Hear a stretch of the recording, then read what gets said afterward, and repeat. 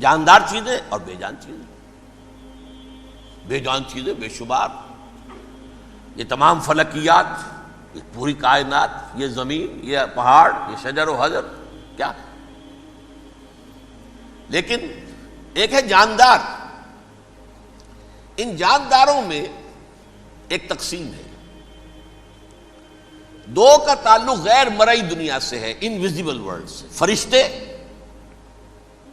جو دکھائی نہیں دیتے، ان کی پیدائش ہوئی ہے نور سے. دوسرے جنات جو انسانوں سے پہلے پیدا کیے گئے، آدم سے پہلے. وَالْجَانَّ خَلَقْنَاهُ مِن قَبْلُ مِن نَارِ السَّمُومِ. جنات کو تو ہم بہت پہلے پیدا کر چکے تھے آگ کی لو سے، وہ بھی نظر نہیں آتے. تیسرے انسان اور اس دنیا میں جتنے بھی حیوانات ہیں، ان کا جو مادہ ہے وہ ارض، یہ زمین ہے. یہ مٹی سے بنے، تراب سے بنے، کرسٹ آف دی ارتھ سے بنے. اب ان میں ایک تقسیم ہے. ایک وہ ہے، ان تمام میں شعور تو ہے، حیوانات میں بھی شعور ہے. خود شعوری جسے کہتے ہیں سیلف کانشسنس، یہ صرف تین میں ہے، فرشتہ، جن اور انسان. حیوانات میں خود شعوری نہیں ہے، کانشسنس ہے، سیلف کانشسنس نہیں ہے. ایک تھوڑی سی بات سے سمجھا دوں آپ کو. میں دیکھ رہا ہوں، آپ مجھے دیکھ رہے ہیں.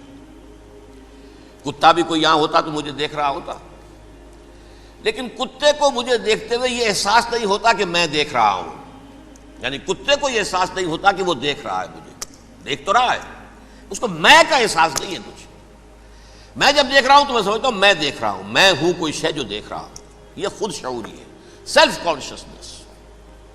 کسی بھی کام کو کرتے ہوئے اپنے وجود کا احساس، میرا فیصلہ ہے، میری رائے ہے. یہ ہے در حقیقت سیلف کانشسنس، انا، سیلف، خودی. یہ حیوانات میں نہیں ہے، یہ ہے صرف ملائکہ، جنات اور انسان. اب یہاں مسئلہ پڑ گیا، بڑا پرپیچ مسئلہ. اللہ تعالیٰ نے پہلے حضرت ملائکہ کو پیدا کیا اور انسانی ارواح کو پیدا کیا نور سے. پھر ناگ سے پیدا کیا، نار سے، آگ سے جنات کو. پھر مٹی سے بنایا، آدم کا حی اللہ، اس میں روح پھونک دی، اب آدم بن گئے. اعلان یہ کر دیا کہ خلافت ارضی جو ہے وہ آدم کو عطا کی جا رہی ہے. یہ پیچ پڑ گیا. اس پر تھوڑا سا اشکال تو فرشتوں کو بھی ہوا. قرآن میں ہے، سورہ بقرہ کے 4 رکوع میں، أَتَجْعَلُ فِيهَا مَن يُفْسِدُ فِيهَا وَيَسْفِكُ الدِّمَاءَ وَنَحْنُ نُسَبِّحُ بِحَمْدِكَ وَنُقَدِّسُ لَكَ. پروردگار اس آدم کو تو خلافت دے رہا ہے، زمین کے اندر اختیار دے دے گا، یہ تو فساد کرے گا، خوریزی کرے گا. ہم تیری تسبیح و تحمید میں لگے ہوئے ہیں، جو بھی حکم ہو، ارشاد ہو، ہم بجا لاتے ہیں، تو ضرورت کیا ہے؟ اس کا جواب اللہ نے دیا، انی عالم ما لا تعلمون. میری مشیت، میری حکمت وہ میں ہی جانتا ہوں، ضروری نہیں کہ تم اس کو شیئر کر سکو. لیکن یہ جنات میں سے ایک جن تھا عزازیل. اب دیکھیے کہ جنات کو ایک قرب حاصل ہے ملائکہ کے ساتھ. کیوں؟ وہ نور سے پیدا کیے گئے، یہ نار سے پیدا کیے. کتنا قرب ہے دونوں میں. انسان پیدا کیا گیا مٹی سے، مٹی انرٹ ہے، آگ بھڑکتی ہے، اوپر اٹھتی ہے، شعلہ زن ہوتی ہے، انرجی ہے اس میں. نور اور نار میں بڑا قرب ہے. اور عربی کے ایک قاعدے سے تو یہ ایک ہی لفظ ہے، مادہ ایک ہی ہے، حروف علت جو ہے ایک دوسرے کی جگہ آ جاتی. تو یہ قرب ہے، اگرچہ زمین و آسمان کا فرق ہے دونوں میں. فرشتہ نور سے پیدا کیا گیا ہے، وہ پاک ہے، وہ اللہ کے کسی حکم کی خلاف ورزی کر ہی نہیں سکتا. لا یعصون اللہ ما امرہم ویفعلون ما یؤمرون. وہ جو بھی اللہ تعالیٰ حکم دیتا ہے اس کی کوئی معصیت یا نافرمانی نہیں کرتے، بلکہ جو حکم لیا جاتا ہے مان لیتے. ذرا سا اشکال ہوا تھا، پوچھ لیا، جواب مل گیا، خاموش ہو گئے بس. لیکن عزازیل نامی ایک جن تھا، جو ایک تو جن ہونے کی نسبت سے فرشتوں سے کچھ نہ کچھ مماثلت تھی، قرب تھا. دوسرے یہ علم میں، زہد میں، عبادت میں اتنا اونچا تھا، اتنا اونچا تھا، اتنا اونچا تھا کہ یہ ملائکہ ہی کے صف میں شامل ہو گیا. اس نے علم بغاوت بلند کر دیا جب حکم دیا گیا کہ سجدہ کرو آدم کو۔ اب یہ دیکھیے کس قدر یہ اہم مضمون ہے، اور آپ سوچ رہے ہیں یہ باتیں آج پہلی مرتبہ ہمیں اس طرح سنائی جا رہی ہیں، یہ باتیں تو علم میں آتی نہیں ہمارے۔ وجہ کیا ہے؟ آپ کو دلچسپی نہیں ان چیزوں سے۔ جدید تہذیب نے ان چیزوں کی اہمیت کو زیرو کر دیا۔ قرآن میں اہمیت کا کیا عالم ہے؟ 7 جگہ یہ مضمون قرآن میں آیا ہے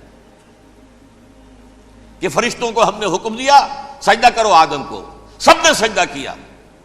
فسجد الملائکۃ کلھم اجمعون، سارے کے سارے، کل کے کل، سب نے مل کر سجدہ کیا آدم کو، اللہ کے حکم کی فوراً تعمیل کر دی۔ الا ابلیس ابا واستکبر وکان من الکافرین، ابلیس نے نہیں کیا، انکار کیا، استکبار کیا، گھمنڈ کیا۔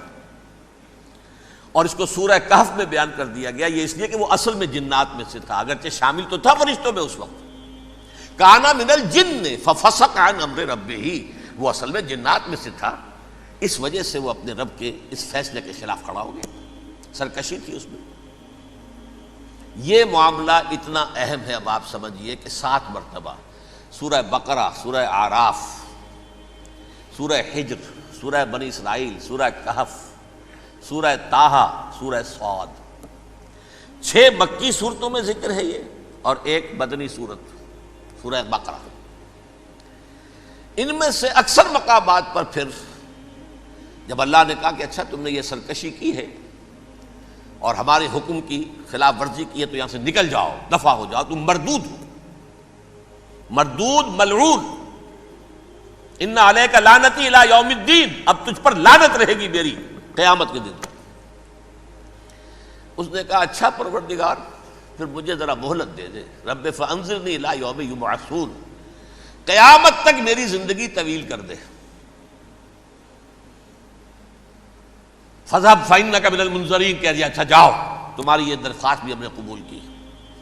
اس نے کہا پروردگار اب میں اس آدم کو بھی گمراہ کر کے چھوڑوں گا اور آدم کی نسل کو تباہ کر کے چھوڑوں گا۔ انتہائی شدید چیلنج کے انداز میں یہ قرآن مجید میں 4-5 مرتبہ مضمون آیا ہے۔ میں نے صرف 2 جگہ سے آپ کو اس وقت کوٹ کر کے سنایا تھا۔ سورہ اعراف میں اللہ تعالیٰ فرماتے ہیں قالا، اس پر ابلیس نے کہا فبما اغویتنی، تو اے رب جو تو نے مجھے گمراہ کیا ہے، مجھے ذلیل کر دیا، مجھ پر فوقیت دے دی اس کو، انا خیر منہ، میں اس سے بہتر ہوں، خلقتنی من نار وخلقتہ من طین، بنایا تو نے مجھے آگ سے اور اس کو بنایا مٹی سے، پھر مجھ سے مطالبہ کہ میں سجدہ کروں، اور میں نے سجدہ نہیں کیا تو اب تو نے مجھے ملعون قرار دے دیا۔ قال فبما اغویتنی لأقعدن لهم صراطک المستقیم، اب میں یہ نسل آدم کے لیے، اس کو برباد کرنے کے لیے تیری سیدھی راہ کے اوپر گھات میں بیٹھوں گا، سیدھے راستے پر چلنے نہیں دوں گا۔ ثم لآتینہم من بین ایدیہم، پھر میں ان پر حملہ آور ہوں گا، ان کے سامنے سے بھی، ومن خلفہم، ان کے پیچھے سے بھی، وعن ایمانہم، ان کے داہنی جانب سے بھی، وعن شمائلہم، اور ان کے بائیں جانب سے بھی، ولا تجد اکثرہم شاکرین، اور تو دیکھے گا کہ ان کی اکثریت تیری شکر گزار بندوں پر مشتمل نہیں ہوگی۔ یہ چیلنج تھا۔ اور ایک چھوٹا سا چیلنج جو سورہ صاد میں آیا ہے، اور یہاں تو اس نے اللہ کے جلال کی قسم کھا کر کہا قال فبعزتک لأغوینہم اجمعین، اے رب تیری عزت، تیرے جلال کی قسم ہے میں ان سب کو گمراہ کر کے چھوڑوں گا، الا عبادک منہم المخلصین، سوائے ان میں سے وہ کچھ لوگ جنہیں تو خالص اپنا بندہ بنا لے، جنہیں تو اپنا بندہ بنا لے، مخلص، مخلص نہیں، مخلص یہ مفعول ہے، فاعل نہیں ہے، جسے تو بنا لے۔ بعض لوگوں کو اللہ چن لیتا ہے، هو اجتباکم، تمہیں چن لیا ہے، استفاء، اجتباء، بس وہ بچیں گے جن کو تو اپنی خاص امان میں لے لے گا، باقی میں سب کو گمراہ کر کے چھوڑوں گا۔ یہ ہے اصل دنیا میں نوع انسانی کا ابدی دشمن، ازلی سے ابدی تک۔